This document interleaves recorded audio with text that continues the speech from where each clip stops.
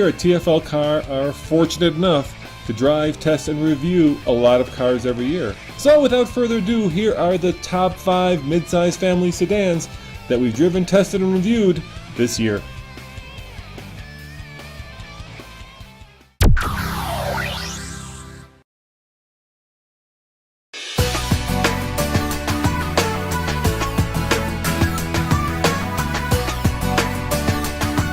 What do you suppose is the most popular flavor of ice cream? And I'll give you a hint, it's not chocolate. No indeed, it's vanilla. And speaking of vanilla, I am driving a vanilla white Nissan Altima, brand new of course, the 2.5S.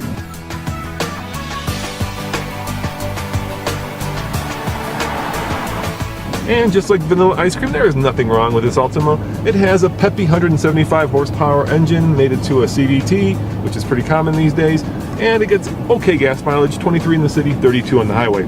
Pause and listen, please. Écoutez. Ooh, sound staying the same? Reminds me of an angry uncle I used to have. It just goes on and on and on and on and on. Probably the best part of this car is the ride. It's sporty and comfortable. You know, you won't be whipping around corners like you're one of the F1 boys, but you certainly won't feel like you're in your grandfather's Buick. Ever seen people drive like this? Right about there, nose right about there, just can barely see over, white hair. Yeah, this car is perfect for that. It's very soft, it's very pillowy. Gotta leave the left-hand turn signal on when I do that too. Inside, honestly, it's pretty basic, but at the same time, it's pretty clean. There's nothing that's gonna wow you when you sit down in this car, but there's nothing that's gonna offend either. If you're to look at the materials inside the car and actually visually look at them, you're gonna notice that there's absolutely nothing interesting, outstanding, remotely curious about anything in here. And at just a click over $22,000, there's a lot of value here. You're gonna get a fun to drive, well, somewhat fun to drive, solid, comfortable, easy handling, reliable car for a budget that really won't bust your wallet. Vanilla is wonderful. Once you slather it with chocolate sauce and nuts and cherries and 3 or 4 other flavors, or even a sliced banana, it just doesn't make a lot of sense to me that someone would really want a car that's this plain. Hey, here's an idea. If you want to look at a car like this, great. Look at the one with the V6 and the manual. Then at least you got some, a little bit of lead in your pencil. Honestly, I don't understand what Nathan has against vanilla. There is nothing wrong with this car. It's economical, it's affordable, and it drives very comfortably. Speaking of which... I gotta be honest with you guys. The problem is that I drove the coupe version of this car with the V6 and the manual, and I had a blast. This car isn't that. That's my problem. Well, Nathan, I've got some good news for you. In a few short months, at the beginning of 2012, Nissan is coming out with a new version of the Altima, so maybe it'll have a little bit more of that magic... Cojones! Rocky Road, I was gonna say, in it.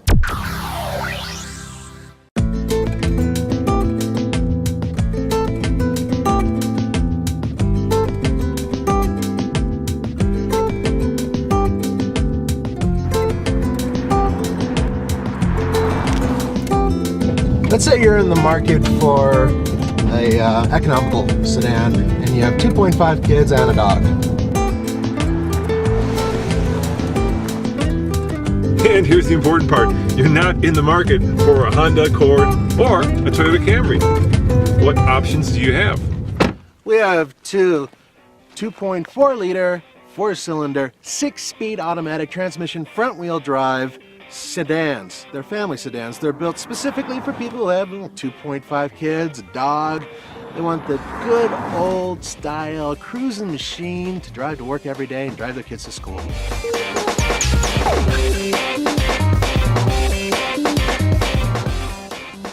I'm driving the new Kia Optima, and as you know, this car, well, it was somewhat lackluster, and now it's all new, and it's multinational. Korean manufacturer built in the United States and imported from Detroit, inspired by Italian design. So without further ado, here are the top 3 car quirks of the Chrysler 200 and the all-new Kia Optima. Both are new, both are fresh, and both are quirky. Third quirk, and it's a good quirk. The interior. This interior is fantastic. This is something that they've been working on really hard. And everything in here, everything you touch is high quality. I'd put this interior up against any car built. I'm serious, it's really good.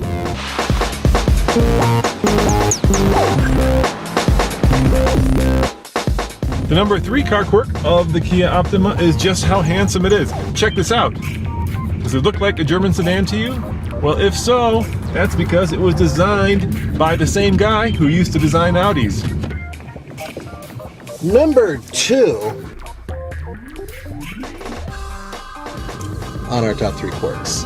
The transmission. It's a 6-speed and it's excellent. It's smooth, it revs just right, it doesn't seem to ever get lost, and it doesn't really hunt for gears.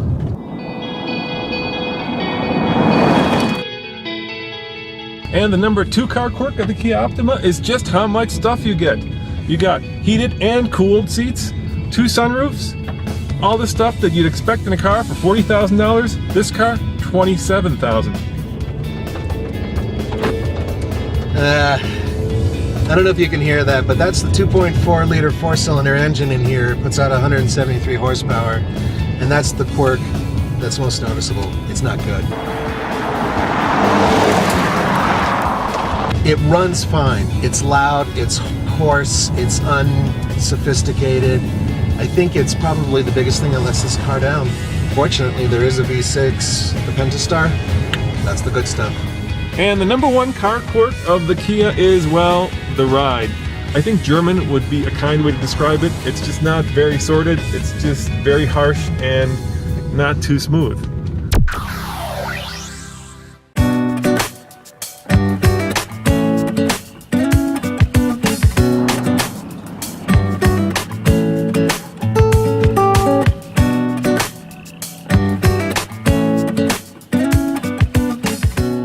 Come a little closer. Yeah, that's right.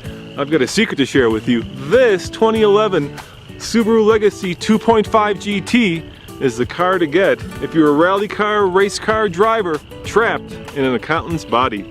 Let's get something straight right away. This car really doesn't compete with anything in its class. The closest mid-size car that I could compare to this Legacy 2.5 GT would be the all-wheel drive Ford Fusion. But let's face it, that's like comparing Lance Armstrong to Mary Poppins. Sure, they both ride a bike, but you know, that's about where the similarities end. No, instead, I'll compare this Legacy to the Subaru WRX STI. Think of the STI as a scalpel, and this Legacy as a multi-tool Leatherman. They both have similar engines. This one has a 2.5 liter turbo Boxster 4-cylinder that produces 265 horsepower. And of course, and you know this, they both have similar all-wheel drive systems. If you get the 2011 STI sedan, they both have room for 5 people, they both have 4 doors, and of course, they both have a traditional trunk. They both have functional hood scoops, which helps the car gulp huge quantities of fresh air to give it as much power up here at altitude as possible.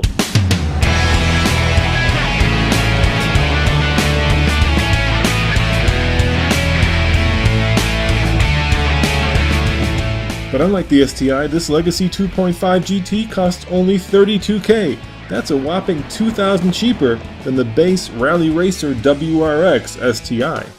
You don't get the razor-sharp reflexes of the STI, and of course you don't get the fancy differential that changes power to the all-wheel drive system based on driver input.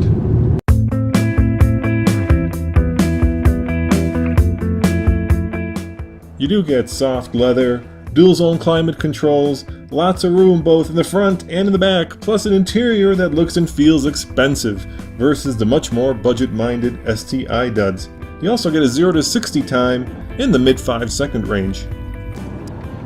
Yeah, you do get gobs of turbo lag with both cars, and I have to be honest, a somewhat sloppy 6-speed manual transmission.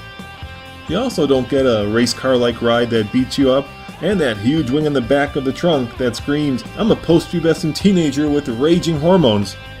So the choice is yours. Do you prefer the Surgeon Scalpel or the cheaper multi-tool Leatherman? Both cars are fun, fast, and frugal, but if you could only have one car, this is the car to buy. Now, if they would only give it a regular handbrake, you could really have some fun.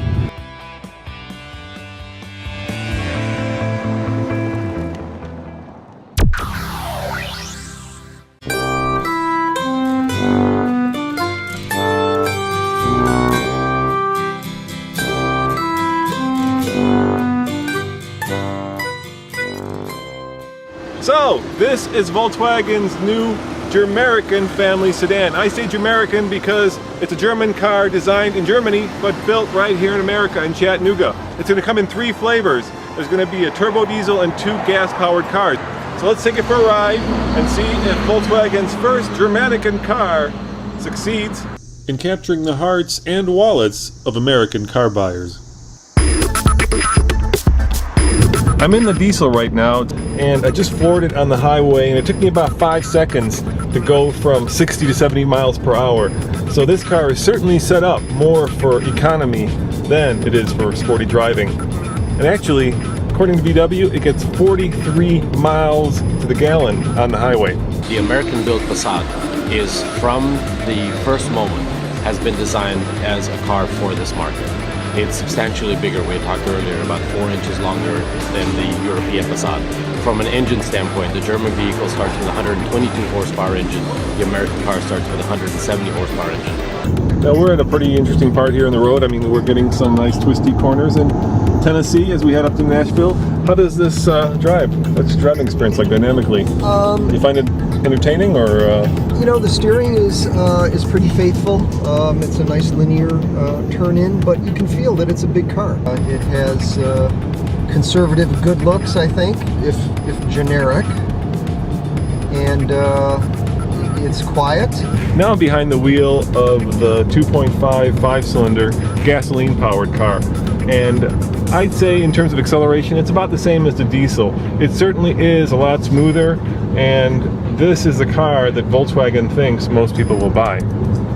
I'm driving the premium model now, the 3.6 liter, 280 horsepower 6-cylinder, and the interior is very similar to the other 2.5 model, but you can certainly tell that this car has a lot more power because when you floor it, listen. There we go. That's what you're paying for.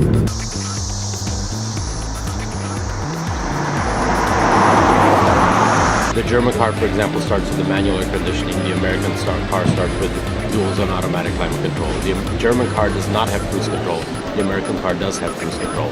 The German car does not have Bluetooth. The American car has Bluetooth. So there are a lot of differences between the vehicles. And that means the new Passat has been Americanized. In other words, it's a lot bigger. In fact, it's a lot longer. It's 191.7 inches, much bigger than the outgoing model, which means a lot more legroom in the back. And will you really notice the extra room is in the back seat.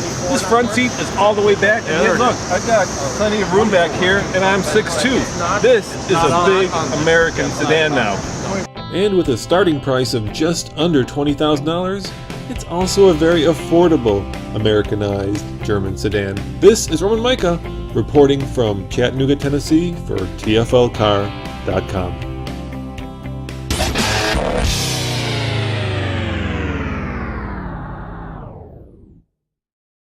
Hi friends.